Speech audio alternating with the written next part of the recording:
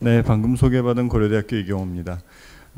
오늘 그 개인정보보호 관련된 여러 가지 뭐 법부터 시작해서 정책, 기술적 내용 쭉 세미나 하고 있는데요. 제가 아마 좀 설명드려야 될 부분은 이 법 제도와 또 실제로 적용되는 어떤 현장, 그리고 현장에서 적용된 여러 가지 기술 요소들 간의 그런 어떤 연관 관계, 어떻게 서로 매핑이 되고 다리를 놓아드릴지 이제 이런 내용을 중심으로 좀 말씀을 드릴 수 있지 않을까 싶습니다. 그래서 여기 이제 베스트 프랙티스라고 되어 있습니다만은 우리 사례, 도대체 우리의 제도와 이 법 제도가 글로벌한 환경에서는 어느 정도의 수준에 와 있고 또 어떻게 포지셔닝 할 수 있는지를 이제 여러 가지 해외 사례를 보면서 좀 얘기를 하고요. 그 다음에 이런 사례를 통해서 실제로 어떻게 적용을 유효하게 해낼 것인지 이런 얘기를 좀 같이 모아서 하면 전체적으로 정리가 되지 않을까 싶습니다. 먼저 이 글로벌한 여러 가지 개인정보보호 관련된 컴플라이언스를 쭉 한번 살펴보고요. 그리고 이제 좀 본론으로 얘기를 하고자 합니다. 지금 우리는 이제 한미 FTA도 했고요. 또 유럽하고도 FTA 협약을 맺었습니다. 그래서 지금 뭐 한미 FTA 같은 경우는 개인정보보호와 관련된 부분은 이런 것들이 있죠. 금융정보와 관련된 FTA 조항 같은 경우는 미국의 어떤 그 금융기관이 한국에 들어올 때는 미국에 있는 그 금융회사의 본사의 시스템 또는 자회사 또는 데이터 처리 전문회사에게 이 데이터의 처리를 위탁할 수 있다 이렇게 되어 있고요. 이와 관련해서 개인정보 보호와 개인정보의 어떤 이슈가 발생할 만한 내용에 대해서는 한 2년 동안 스터디를 하면서 서로 해결하자 하고서 이제 유예기간 한 2년 정도 잡아놨습니다. 이때 이제 문제가 되는 게 이 금융정보라는 게 이제 개인정보이기 때문에 개인정보, 우리의 개인정보가 뭐 고객과 시스템 간에 이렇게 그러니까는 B2C가 되겠죠. B2C 환경에서도 해외로 개인정보가 나갈 수도 있고 아니면은 국내 어떤 시스템을 금융회사의 그 브랜치의 시스템을 설치한다고 했을 때 그 시스템이 이제 주기적으로 본사의 시스템과 이렇게 교류할 수도 있는 거죠. 그러면 이제 우리 입장에서 봤을 때는 개인정보의 뭐 국외 이전이 될 수가 있는 거죠. 그래서 이렇게 여러 가지 그 글로벌한 환경에서 다양한 개인정보에 대한 이슈가 발생할 수 있습니다. 그러면 우리 입장에서는 우리가 우리 국내 이 제한된 법제도도 생각을 해야 되겠지만 그 해외에 그 개인정보 이전되는 곳에 법제도 좀 고민해 볼 필요가 있는 거죠. 그래서 뭐 유럽도 마찬가지고요. 그 다음에 미국도 마찬가지고 앞으로 이제 동남아시아 우리가 일본에 대해서 관심을 두는 부분은 우리의 개인정보보호법이 이렇게 흘러 들어온 그 경로를 보면 뭐 미국의 여러 가지 판례들이나 이 환경이 이제 불문법 환경에서 또 영국이나 불문법 환경에서 독일로 넘어오면서 이제 일본으로 들어와서 일본이 이제 2003년에 개인정보보호법을 만들고 또 우리는 이제 그 법을 우리 법을 만들면서 많이 참조를 한 바가 있습니다. 그래서 그런 맥락에서도 같이 좀 참조를 해보면 좋을 것 같습니다.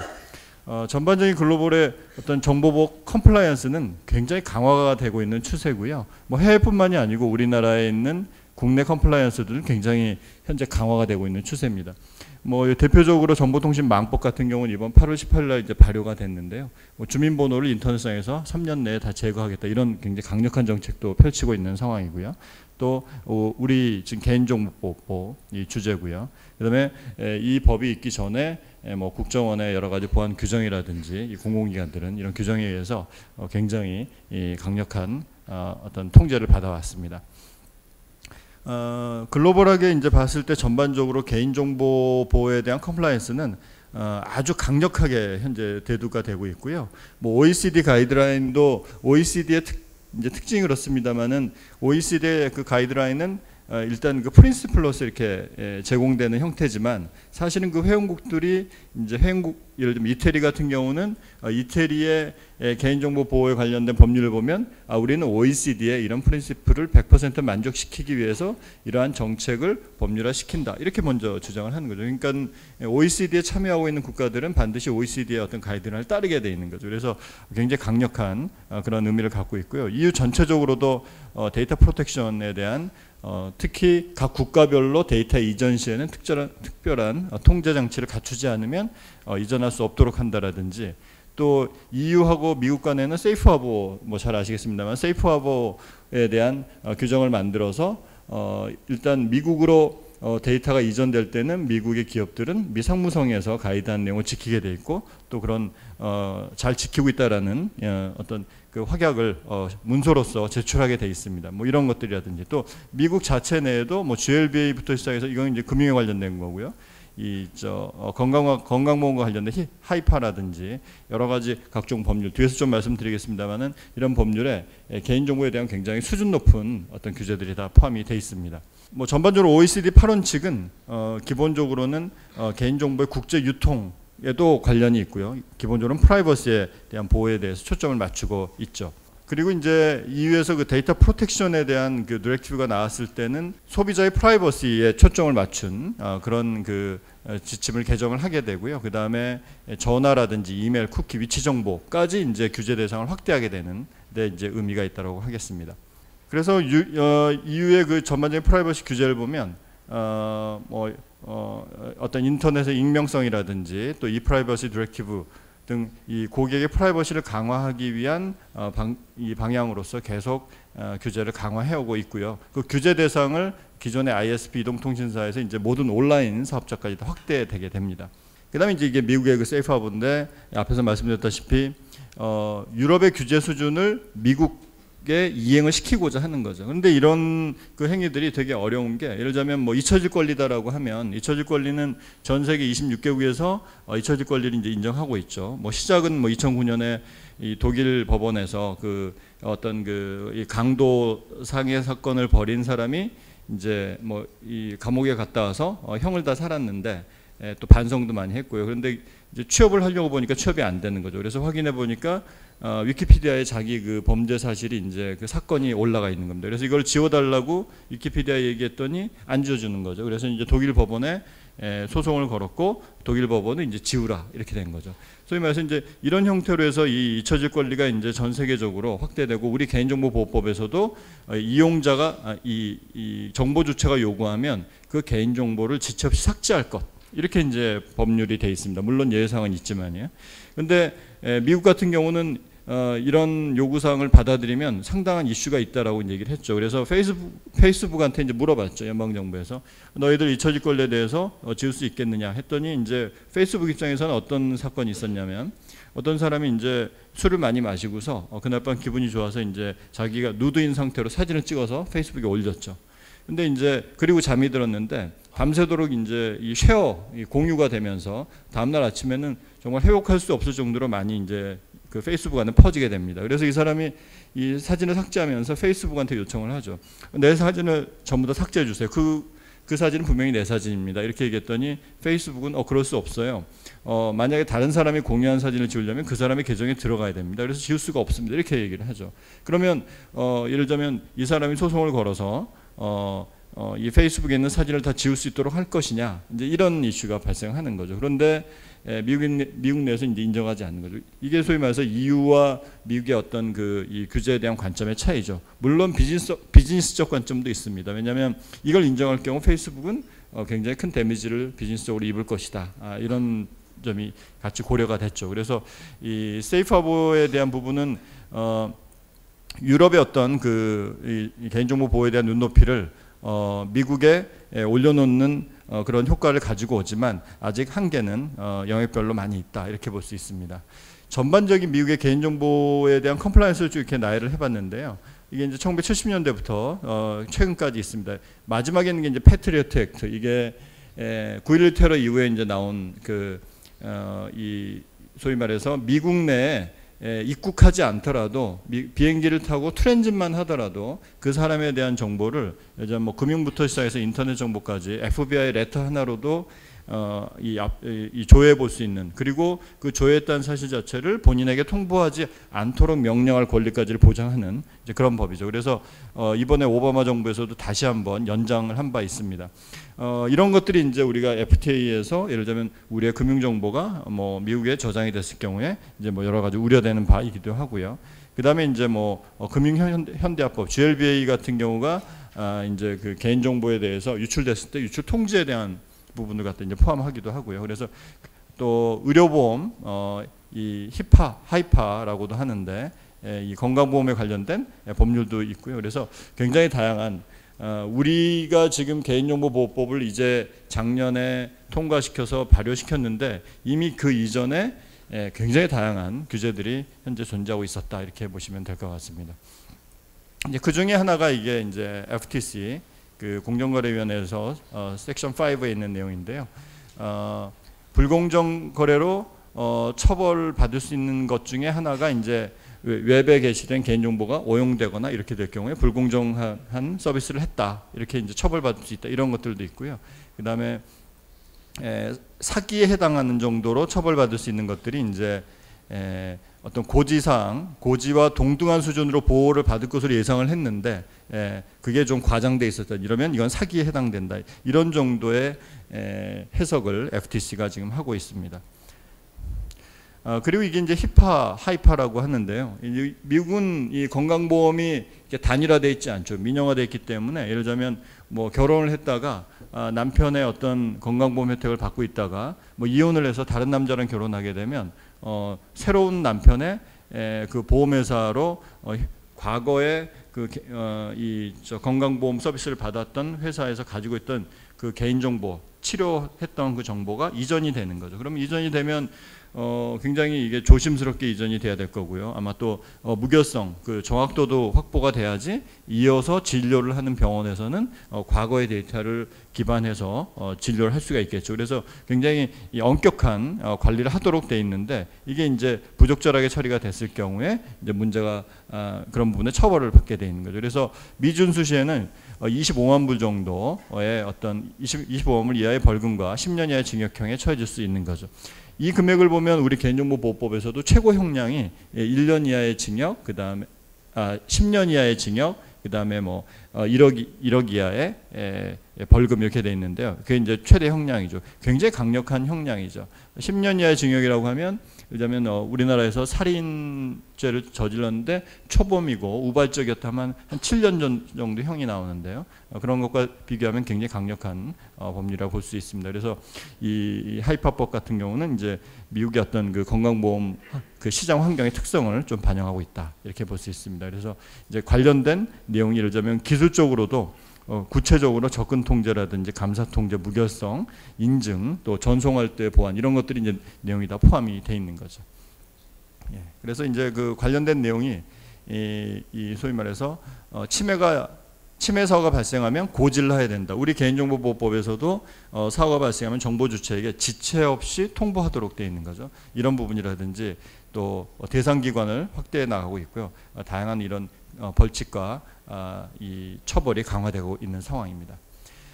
그리고 이제 이게 데이터 유출 고지 우리 뭐 이번에 이제 정통 망법의 개정안 8월 18일 날 발효된 망법의 개정안에서도 개인정보 유출됐을 때 지체 없이 정보 주체에게 통보하고 감독기관에게 이제 알리도록 신고를 하도록 되어 있는데요.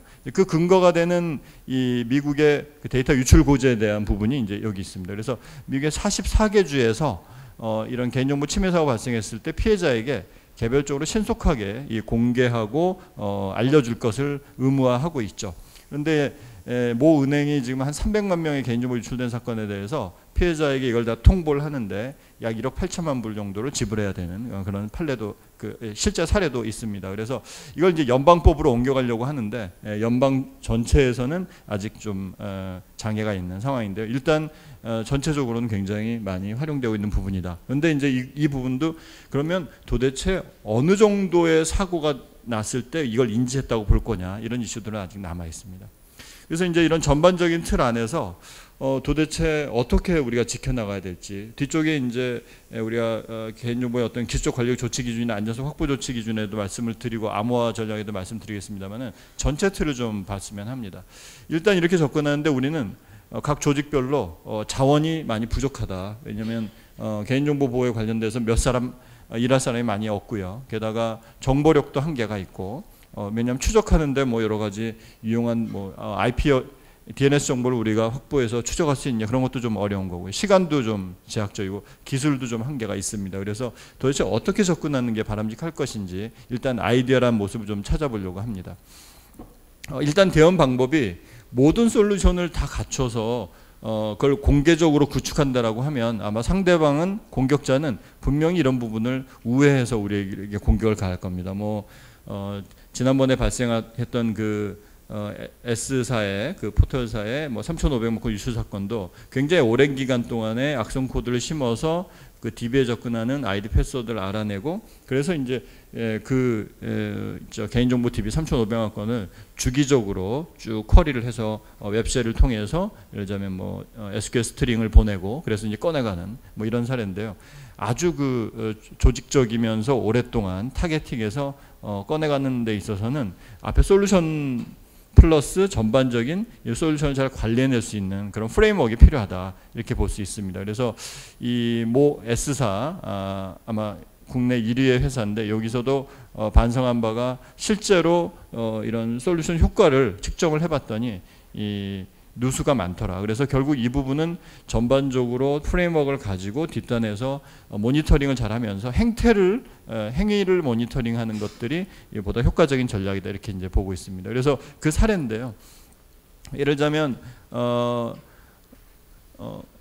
우리 시스템에 누군가 로그인을 했는데 그 아이디를 확인해 보니 이게 이제 이 사용자 아이디의 도용 부분인데요. 예를 들자면 접근했던 시간이 서울에서 12시였는데 12시 10분에 대전에서 했다라든지, 아니면 중국 북경에서 했다라든지, 이런 간단한 룰셋을 가지고도 어떤 디텍션을 해낼 수 있다. 이게 이제 우리가 앞쪽에 있는 솔루션들 전반적으로 묶어서 연계 분석을 해야 되는 이유가 될 수가 있습니다. 이거는 이 콜센터에서 주로 벌어진 일인데요. 콜센터에서 특정한 이 사건들을 쭉 그동안 사례를 분석을 해보니까 콜센터에 사고가 났을 때는 반드시 대표 전화로 오지 않고 직통 전화가 오더라. 그리고 직통 전화가 와서 그 콜 좌석에서 조회한 정보가 한 사람 아이디로, 예를 들자면 여러 사람이 동시에 보통 1시간 내에 조회가 됐다 하면 이 룰셋을 가지고 디텍션 해내는 이제 그런 형태로 운영을 했더니 훨씬 효과가 높았다, 이런 얘기입니다. 그래서 전반적으로 그런 행위에 대해서 대시보드를 만들어서 뭔가 실시간 모니터링을 해보자라는 게 이제 어떤 행태에 대한 모니터링에 대한 관점입니다. 스마트폰도 예를 들자면 이동성이라든지 이런 것들을 전반적으로 확인하면서 모니터링 할 수 있다. 스마트폰에 올라간 여러 가지 앱들에 대해서 통제를 갈 수가 있는 거죠. 그래서 이제 전체적으로는 지금 법 제도 부분이 제일 밑에 있고요. 그래서 우리에게 적용되는 법 제도를 전체적으로 파악하고요. 또 글로벌한 환경에서 우리가 FTA 환경이 있다라든지 비즈니스가 그렇다고 한다면 OECD까지도 감안해서 전체적인 어떤 틀을 잡고요. 그 다음에 이제 그 위에 시스템이 올라가는데, 이 시스템을 이제 잘 묶어주자는 거죠. 그래서 그 어떤 로그든지 올라올 수 있고, 이 로그를 통합적으로 관리해서 분석을 하는데, 그 분석의 관점이 현재 정통망법이라든지 개인정보보호법이라든지 각종 법률에 기반한 그런 이슈들을 디텍션 할 수 있는 체계가 돼야 된다는 겁니다. 그래서 시스템을 묶어내고요. 그리고 그 위에 이런 서비스 체계, 예를 들면 우리 개인정보보호법에서 열람권이라든지 삭제권이라든지 이런 것들을 보장하기 위한 여러 가지 프로세스들이 이제 필요하다는 거죠. 그 프로세스의 사례인데요. 예를 들자면 내 개인정보가 어떻게 이용되는지 이용 내역을 조회하고 싶다. 그리고 그 부분이 확실하다는 것을 증명을 해서 보내달라, 이렇게 요구할 수 있는 거죠. 그렇다고 하면 어떤 프로세스, 어떤 절차를 가지고 할 것인지, 그래서 증명을 하기 위해서는 MPKI로 접근해서 증명 신청을 받으면 이제 입력을 하고 이용 내역 증명을 생성해서 이메일로 발송하면서 전자서명을 해서 보낸다든지, 이런 절차, 기본적인 절차들이 이제 하나하나씩 필요하게 됩니다. 그리고 이제 이런 것들을 전체적으로 관리하기 위해서는 아주 복잡도가 이제 높아졌기 때문에 CPU를 중심으로 해서 CPU가 해야 될 프로세스들, 업무들을 정리하고, 또 외부와의 연계기관까지 어떤 형태로 일을 할 것인지를 전체적으로 정리를 해낼 필요가 있는 거죠. 그래서 그걸 시스템화 시키면 아마 이런 형태가 되지 않을까 싶습니다. 그래서 그냥 가칭으로 프라이버시 매니지먼트 시스템이라고 붙였는데요. 일단 데이터 피딩, 어떤 의사결정을 할 때 그 어떤 데이터도 좀 올라올 수 있어야 되고요. 그 데이터를 분석하는 이제 분석 논리가 있어야 되고, 그 다음에 관련된 법제도들, 예를 들면 뭐 정통망법, 개인정보보호법, 뭐 통비법, 신용정보법, 의료법 등 관련된 법에 대해서 리스크가 어느 정도 있는지를 매칭해서 이 초점을 맞춰서 관리할 수 있어야 되고, 그게 이제 우리한테 여러 가지 대시보드라든지 레포트를 통해서 보여줄 수 있어야 되겠다. 이제 이렇게 정리를 해볼 수가 있겠습니다. 그렇다고 하면 이제 구체적으로 이번에 가장 이슈가 되고 있는 이제 어떤 뭐 기술적 조치들부터 하나씩 보게 되면요. 일단 이제 암호화가 첫 번째입니다. 암호화는 개인정보보호법에 따르면 고유식별 정보 등 아주 중요한 정보, 민감 정보에 대해서는 암호화를 하게 되어 있습니다. 그래서 고유식별 정보와 현재 바이오 정보에 대해서는 암호화해서 저장하도록 되어 있죠. 그 부분이 이제 안전성 확보 조치에 관한 세부 기준이 고시로서 나와 있고, 그 고시 안에 이제 정의가 되어 있습니다. 정통 망법에서도 개인정보를 안전하게 저장 전송할 수 있는 암호화 기술 등이라고 되어 있죠. 그래서 물론 암호화를 꼭 지칭하는 건 아니지만 암호화가 아마 최후에는 어떤 보장 수단이 될 것이다라는 기대가 이제 반영이 되어 있습니다.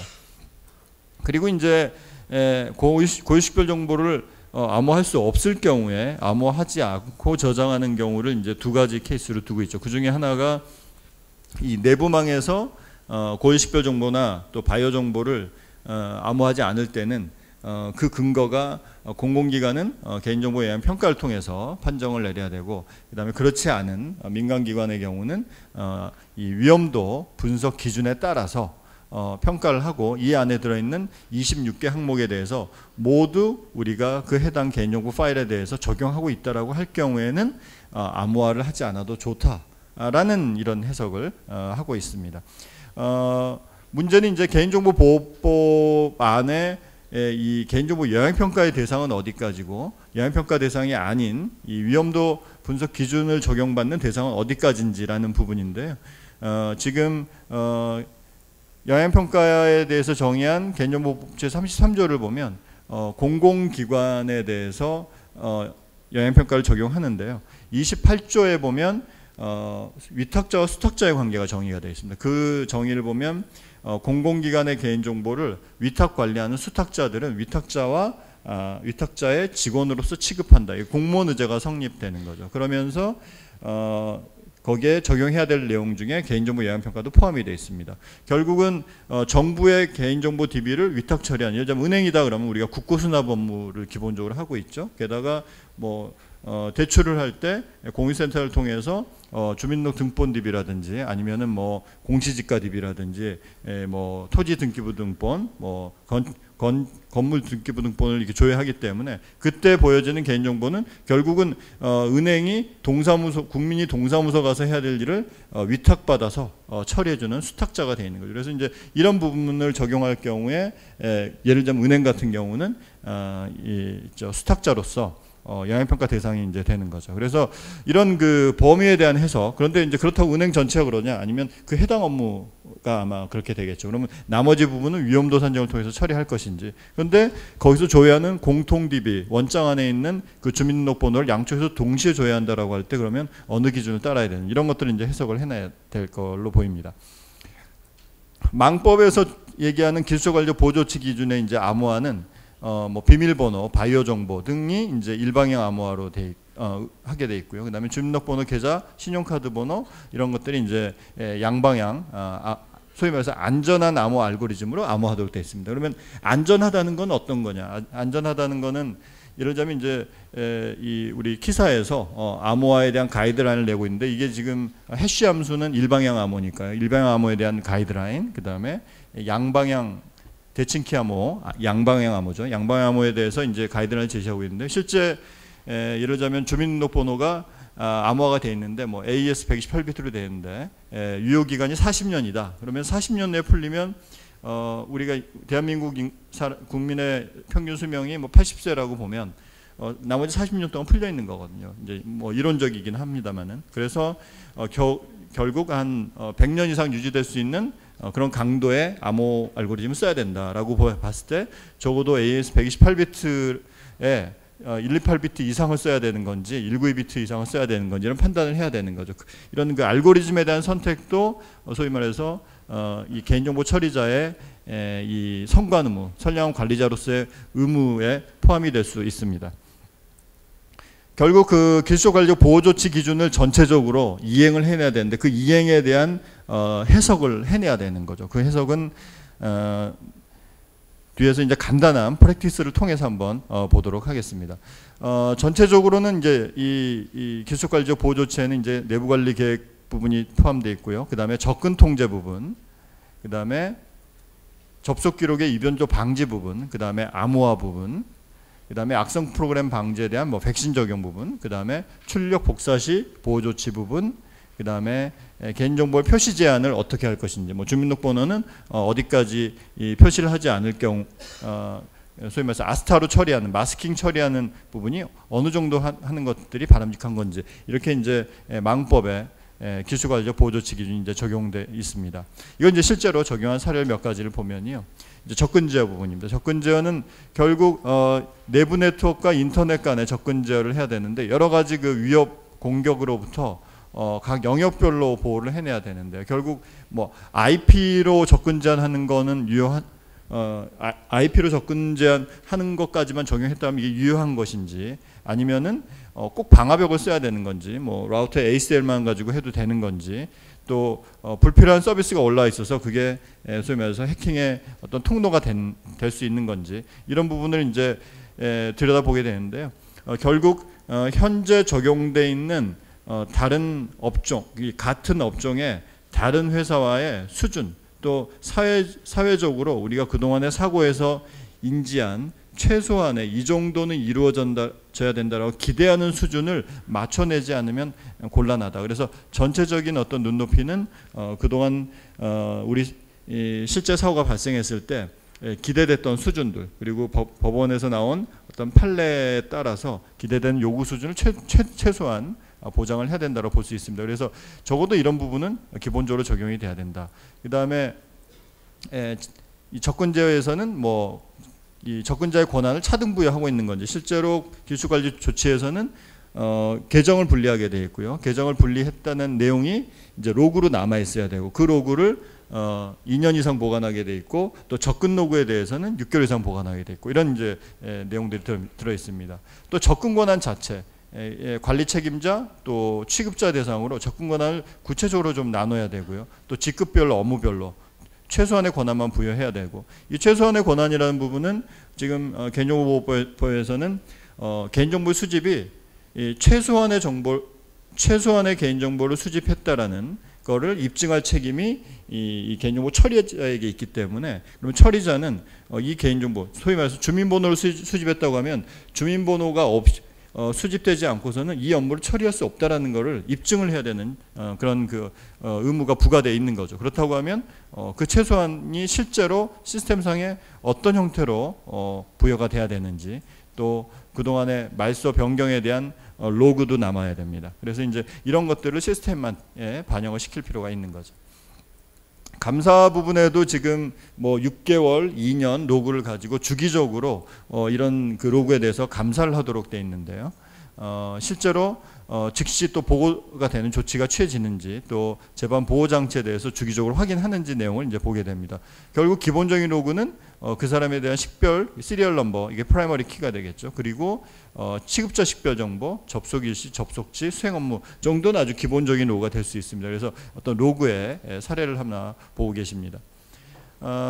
결국 이 감사 설정에 대해서 여기 예를 들면 삭제 또 어떤 루틴을 활용했다라든지 셀렉트했다라든지 업데이트했다라든지 이 파일 그 데이터베이스 파일에 대해서 각각에 대해서 각각의 행위에 대해서 어떤 형태로 어느 범위에 설정을 하고 주기적으로 감사하는 것이 바람직한지 결국 이 케이스는 이제 감사 설정에 대해서 시스템화 시킨 거죠. 시스템에서 스스로 이 감사 로그를 디텍션할 수 있는 룰을 걸어놓은 건데요. 이제 자동화 시킬 수밖에 없는 그런 상황에 와 있는 거죠. 특히 이 딜리트라는 부분은 예를 들면 이베이 같은 경우는 전체 로그에 대해서 딜리트가 가장 최근에 딜리트가 발생한 것만 추적을 해서 소위 말해서 사건을 잡아낸 경우도 많습니다. 일반적으로 로그가 딜리트 됐다라는 것은 어느 정도 그 뭐 버퍼가 넘어서서 오버라이트 된 경우를 제외하고는 딜리트 하는 경우가 많지가 않은데, 딜리트만 확인을 해도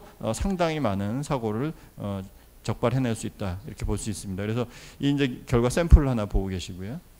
예. 그다음에 이제 로그인에 대한 뭐 실패 횟수라든지 아니면은 새로운 어떤 이 DB 테이블에 대한 데피니션, 정의가 되고 있다라고 하면 도대체 어떤 목적으로 됐는지 이런 걸 확인한다라든지, 아니면 여러 가지 뭐 실행이라든지 셀렉트문, 또 민감한 정보, 예를 들면 주민등록 DB에 업데이트가 되고 있다라고 하면 그런 특정한 로그만 볼 수가 있겠습니다.